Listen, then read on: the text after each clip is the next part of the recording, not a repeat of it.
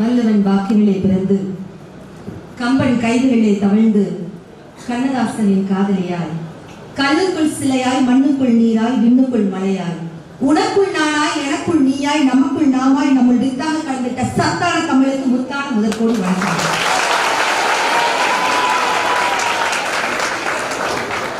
தமிழ் பெண்கள் சிரிச்சாலும் அழகுதான், முறைச்சாலும் அழகுதான்,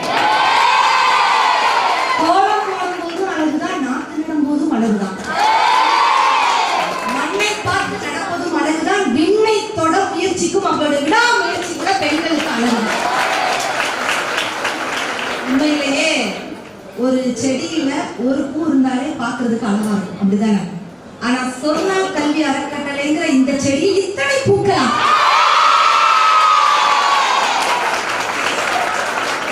ரொம்ப பெருமை மிகுந்த ஒரு மேடை இது அப்படின்ட்டு சொல்லலாம்.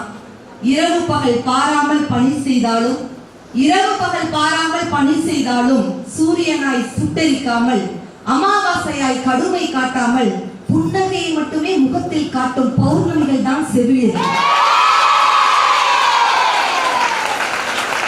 தான் பெற்ற அம்மா அப்பாக்களை கூட வயசான காலத்துல தொட்டு தூக்க அருவருப்பப்படக்கூடிய இந்த சமுதாயத்துல யாருன்னே தெரியாத அத்தனை நோயாளிகளையும் தொட்டு தூக்கும் தேவதைகள் தான்.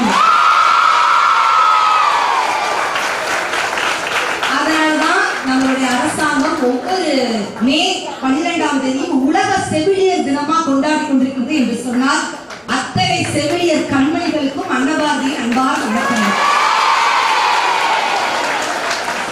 கருணை இருந்தால் வள்ளலாகலாம், கடமை இருந்தால் வீரனாகலாம், பொறுமை இருந்தால் மனிதனாகலாம், இந்த மூன்றும் இருந்தால் தலைவனாகலாம். அப்படி மூன்றும் இருக்கக்கூடிய நம்ம கோவில்பட்டியின் சொத்து கடவுள் ராஜேஸ்வரர் அவர்களுக்கு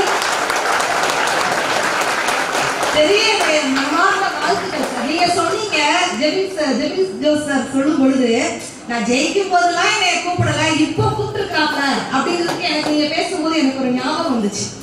நடக்கும் பொழுது ஒரு மனுஷன் நடக்கும் பொழுது அவனுடைய கால்களை பாருங்களேன், ஒரு கால் முன்னாடி போகும், இன்னொரு கால் பின்னாடி இருக்கும், இன்னொரு கால் முன்னாடி போகும், இன்னொரு கால் பின்னாடி இருக்கும். ஆனா எந்த முன்னாடி இருக்கிற கால் தான் முன்னாடி இருக்கிற எந்த காலகட்டத்திலையும் கர்வப்பட்டதில்லை, பின்னாடி